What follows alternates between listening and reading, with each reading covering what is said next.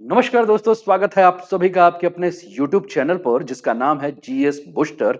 मैं हूं अनूप उपाध्याय। दोस्तों, क्या आप जानते हैं कि आज से 80 वर्ष पूर्व यानी कि सन 1945 द्वितीय विश्व युद्ध की समाप्ति हुई। जर्मनी की हार हुई और जर्मनी की हार के बाद विश्व जो है वो दो ध्रुवों में बंट गया। विश्व जो है वो दो महाशक्तियों में बंट गया। एक तरफ था यूएसएसआर और दूसरी तरफ था यूएसए। जर्मनी की हार हुई और जर्मनी की हार के बाद जर्मनी की राजधानी बर्लिन में एक दीवार खड़ी करी गई जिसको कि बर्लिन की दीवार कहा जाता है। बर्लिन की दीवार के पूर्व की तरफ का जो हिस्सा था वह रूस का हिस्सा था। बर्लिन की दीवार के पश्चिम की तरफ का जो हिस्सा था उस पर ब्रिटेन, अमेरिका और फ्रांस का अधिकार था। आज मैं इस टॉपिक पर चर्चा आपके साथ इसलिए कर रहा हूं कि आज 80 साल बाद कुछ ऐसा ही यूक्रेन के साथ होने वाला है। बिल्कुल आप सही सुन रहे हैं। यूक्रेन का भी कुछ वही हाल होने वाला है, क्योंकि अमेरिका के राष्ट्रपति डोनाल्ड ट्रंप ने अपने दूत के माध्यम से, जिनका नाम है जनरल किथ केलॉग, उनके माध्यम से एक संदेश जो है वो रूस के पास भिजवाया है। और रूस के पास यह शांति समझौता जो भेजा गया है उसमें यूक्रेन को द्वितीय विश्व युद्ध के बाद जर्मनी की तरह विभाजित करने के बारे में चर्चा की गई है। उनके इस प्रस्ताव के बाद यूरोप में हाहाकार मच गया है और इस प्रस्ताव में यह भी कहा गया है कि यूक्रेन में ब्रिटिश और फ्रेंच सेनाओं की तैनाती भी की जाएगी। यूक्रेन को दो हिस्से में बांटने की तैयारी द्वितीय विश्व युद्ध का बर्लिन बनेगा। ट्रंप ने पुतिन को यह दिया है ऑफर। यानी कि यूक्रेन को जब दो हिस्सों में बांटने की तैयारी हो रही है, द्वितीय विश्व युद्ध के बाद बर्लिन की जो स्थिति थी वही यूक्रेन की बन रही है। ट्रंप ने अपने दूत के माध्यम से पुतिन को यह संदेश भिजवाया है। तो आज के टॉपिक पर हम यही सब चर्चा करेंगे। आज के टॉपिक पर हम यूक्रेन के माध्यम से द्वितीय विश्व युद्ध के कारणों, द्वितीय विश्व युद्ध के परिणामों के बारे में चर्चा करेंगे। हम चर्चा यह भी करेंगे कि बर्लिन की दीवार जो है वो क्यों बनाई गई थी। लेकिन दोस्तों, कहा यह जाता है कि इतिहास हमें हमेशा कुछ नई बातें सिखाता है। इतिहास को हमें सीखने के रूप में देखना चाहिए, ना कि इतिहास को जो है वो समझने के बजाय अपनी आंखों को बंद कर देना चाहिए। चैनल पे पहली बार है तो चैनल को सब्सक्राइब करके बेल आइकन दबा दीजिएगा। वीडियो को पूरे अंत तक जो है वो ध्यान से देखिएगा। यह वीडियो आप कहां से देख रहे हैं, अगर आप कमेंट में अपने स्थान का नाम लिख दें तो ये समझ में आएगा कि यह वीडियो जो है, मेरी आवाज जो है वो कहां तक पहुंच रही है। दोस्तों, चैनल आपका है और जिस प्रकार से मात्र 1 महीने के इस चैनल को आप प्रेम दे रहे हैं, इसके लिए मैं आपका जो है धन्यवाद दे रहा हूं। लेकिन ऐसा ही प्रेम बनाए रखिए और कमेंट जरूर कीजिएगा, लाइक जरूर कीजिएगा, सब्सक्राइब जरूर कीजिएगा और अपने मित्र मंडलियों के साथ भी साझा कीजिएगा। अपने व्हाट्सएप ग्रुप, अपने जो भी टेलीग्राम ग्रुप हो, फेसबुक का ग्रुप हो, जो भी मित्र मंडली है उनके साथ साझा कीजिएगा और उन्हें भी एक बार आप जरूर कहिएगा कि वह जीएस बूस्टर पर जुड़े और रोज रात 9 बजे आने वाली इस वीडियो को देखें। तो चलिए स्टार्ट करते हैं दोस्तों आज के सेशन को। और कई न्यूज़पेपर की कटिंग्स को हम देख लें, जैसे डेली मेल हो गया, द इंडिपेंडेंट हो गया, गार्जियन हो गया, इन सभी ने कवर किया है, द सन ने भी। Ukraine could be carved up like Germany after world war two. Ukraine could be carved, same यही चीज है। Ukraine war briefing, Ukraine could be partition like Berlin after this second world war, यही सारी चीजें बात की है।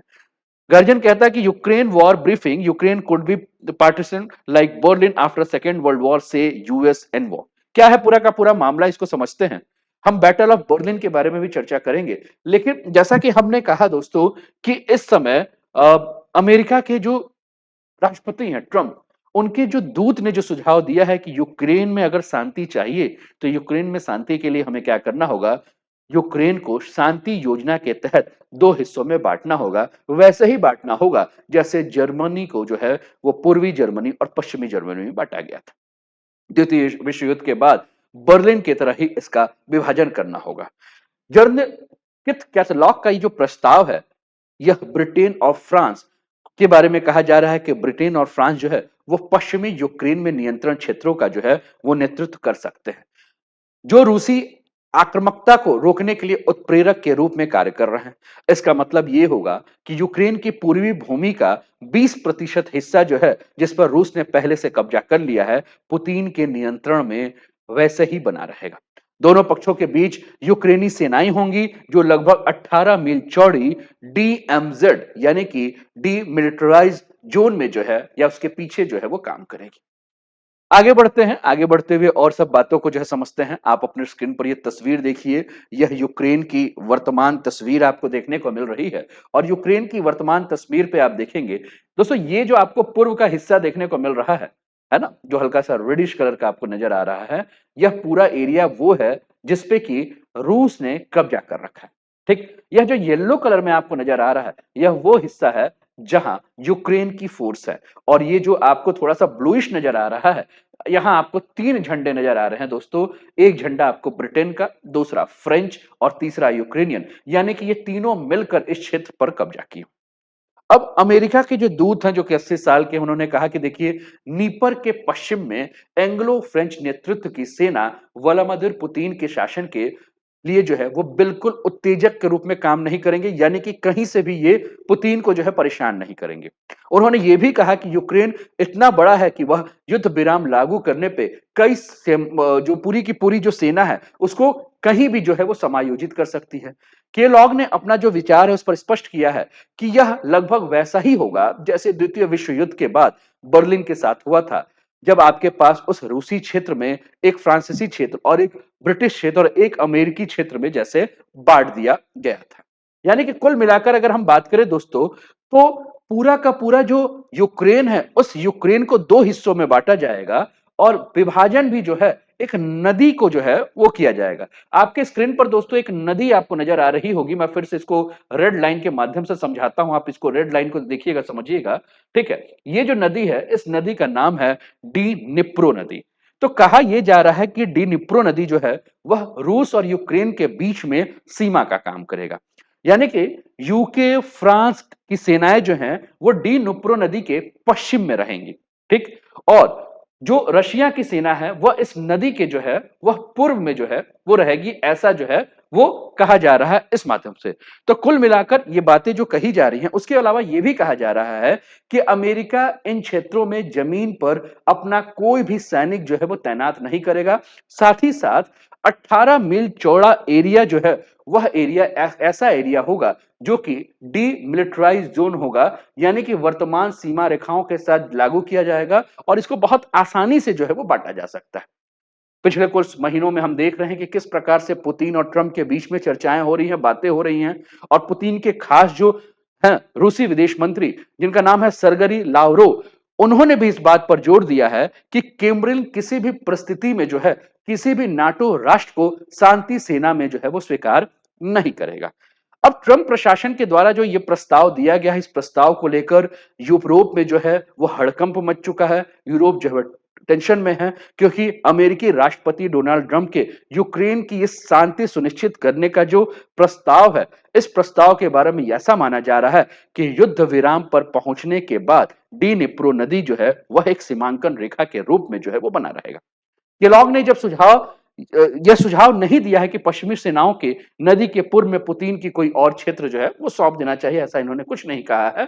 बस इन्होंने कहा है कि रशिया जहां तक कब्जा किया हुआ है उस क्षेत्र को रशिया को जो है वो दे दिया जाए, ठीक। अब कुल मिलाकर जब हम ये चर्चा कर रहे हैं तो यहां हम इन चर्चा में एक बात हम कह रहे हैं, वो बात हम क्या कह रहे हैं, हम कह रहे हैं बर्लिन की दीवार के बारे में। हम चर्चा कर रहे हैं कि जर्मनी का जिस प्रकार से द्वितीय विश्व युद्ध के बाद जो परिणाम हुआ था, यानी कि बर्लिन के दीवार का निर्माण हुआ था जो कि 1961 में द्वितीय विश्व युद्ध का अंत जो है 1945 में हो चुका था, जहां हिटलर ने अपनी आत्महत्या की थी। 1919 के प्रथम विश्व युद्ध के बाद जर्मनी की परिस्थिति बदली थी, जर्मनी की स्थिति बहुत ज्यादा खराब हो गई थी, उस पर बहुत ज्यादा पेनाल्टी लग गए थे और वहां की जो वीमर रिपब्लिक सरकार थी उसके खिलाफ नाजियों ने जो है वो एक बहुत बड़ा युद्ध छेड़ा और उसके बाद कुल मिलाकर अगर हम बात करें तो हिटलर का उदय हुआ। हिटलर जो है वो धीरे धीरे पूरे यूरोप को खा गया और इटली को छोड़कर अगर हम बात करें तो हिटलर ने पूरे यूरोप के ऊपर कब्जा कर दिया। उसने रशिया को भी, यानी कि उस समय के यूएसएसआर को, सोवियत यूनियन को भी जो है झटका दिया, लेकिन अंततः जो है 1945 में हिटलर ने खुदकुशी कर ली और उसके बाद जर्मनी के ऊपर जो है वह USSR America, France, Britain in सब का जो है वो शासन हुआ और इन्होंने मिलकर जो है वो ये जर्मनी को 2 हिस्सों में बाँटा, जो कि आपके स्क्रीन पर नज़र आ रहा होगा।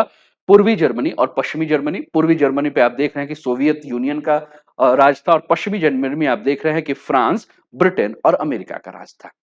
तो द्वितीय विश्व युद्ध में जर्मनी के हार के बाद जैसा कि हम कह रहे थे कि मित्र राष्ट्र जिसमें कि अमेरिका, यूके, फ्रांस और सोवियत संघ ने जर्मनी को क्षेत्रीय सीमाओं को जो है वो नियंत्रित कर दिया था, जिससे प्रत्येक मित्र शक्ति के द्वारा जो है प्रतिबंधित किया जाए, माफ कीजिएगा, प्रबंधित किया जाए और इस पूरे क्षेत्र को जो है वो 4 हिस्सों में बांट दिया गया था।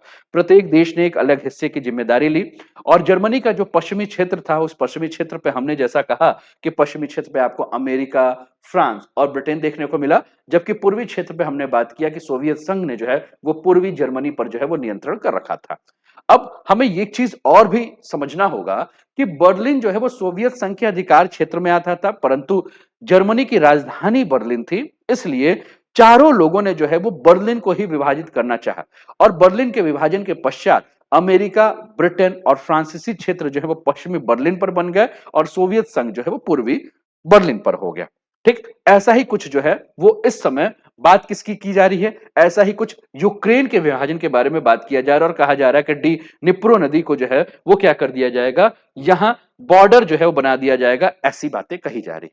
अब मित्र देशों के द्वारा जर्मनी पर नियंत्रण प्राप्त करने के 2 वर्ष के बाद वहां की सामाजिक राजनीतिक पहलुओं पर मित्र राष्ट्रों और सोवियत संघ के बीच में राजनीतिक मतभेद उभरने लगे, जिसके बाद स्थिति और भी ज्यादा विवाद में आने लगी। अमेरिका जो है वह मार्शल प्लान तैयार कर रहा था और मार्शल प्लान वर्ष 1948 में अमेरिका के द्वारा द्वितीय विश्व युद्ध के बाद पश्चिमी यूरोप के पुनर्निर्माण के लिए और आर्थिक सहायता प्रदान करने से संबंधित था। अमेरिका का जो ये प्रस्ताव था वो पूर्वी ब्लॉक के भीतर जो साम्यवादी जर्मनी के स्टालिन दृष्टि से मेल नहीं खा रही थी और इसलिए सोवियत संघ ने इस योजना को जो है वो मंजूरी नहीं दी। वर्ष 1948 में अगर हम बात करें तो बर्लिन की नाकाबंदी ने बर्लिन की दीवार के निर्माण की एक जमीन तैयार कर दी और जिसके बाद 1949 में सोवियत संघ ने जर्मन लोकतांत्रिक गणराज्य के अस्तित्व की घोषणा की, जिसे पूर्वी जर्मनी जो है कहा जाता है। वर्ष 1961 में पूर्वी और पश्चिमी जर्मनी के बीच सीमा को जो है वो पूरी तरह से जर्मनी की दीवार के माध्यम से जो है वो घेर दिया गया। डिवीजन ऑफ जर्मनी 1946 में हुआ, लेकिन बिल्डिंग ऑफ ब्रिटिश माफ कीजिएगा, बिल्डिंग ऑफ बर्लिन वॉल 1961 में हुआ।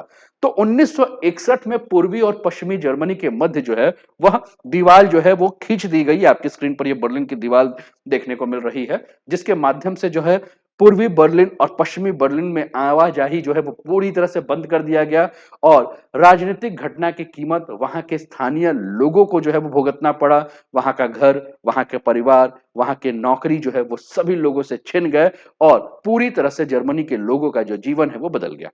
लेकिन द्वितीय विश्व युद्ध के बाद की अगर हम बात करें तो एक चीज और भी हमें देखने को मिला कि उस समय दो नई महाशक्तियों का उदय हुआ। एक नई महाशक्ति की अगर हम बात करें तो जो है ब्रिटेन और फ्रांस के स्थिति खराब हो जाने के बाद संयुक्त राज्य अमेरिका आया और दूसरी तरफ अगर हम बात करें तो यूएसएसआर आया। आज भी कंडीशन कुछ ऐसे ही है। आज भी दो महाशक्तियों के बारे में अगर हम बात करें तो एक तरफ हमें यूएसएसआर की जगह पर रशिया दिख रहा है और दूसरी जगह यूएसए दिख रहा है। तो कुल मिलाकर अगर हम बात करें तो स्थिति जो है, इतिहास जो है वो फिर से अपने आप को जो है वो दोहरा रहा है। जो इतिहास आज से 80 साल पहले हमें जर्मनी में नजर आया था, जहां पश्चिमी जर्मनी में ब्रिटिश जर्मनी और ब्रिटिश, फ्रेंच और अमेरिकन क्षेत्र थे और पूर्वी जर्मनी में हमें सोवियत जोन नजर आ रहा था, आज वही स्थिति जो है वो देखने को मिला।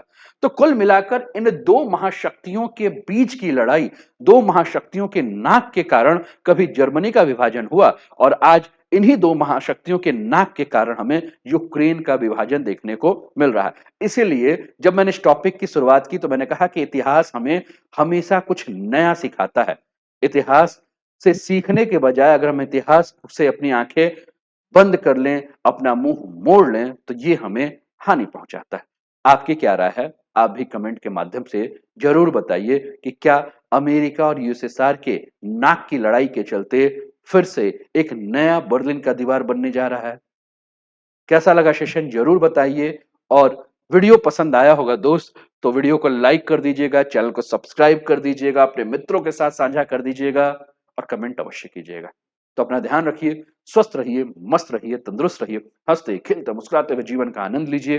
जय हिंद, जय भारत।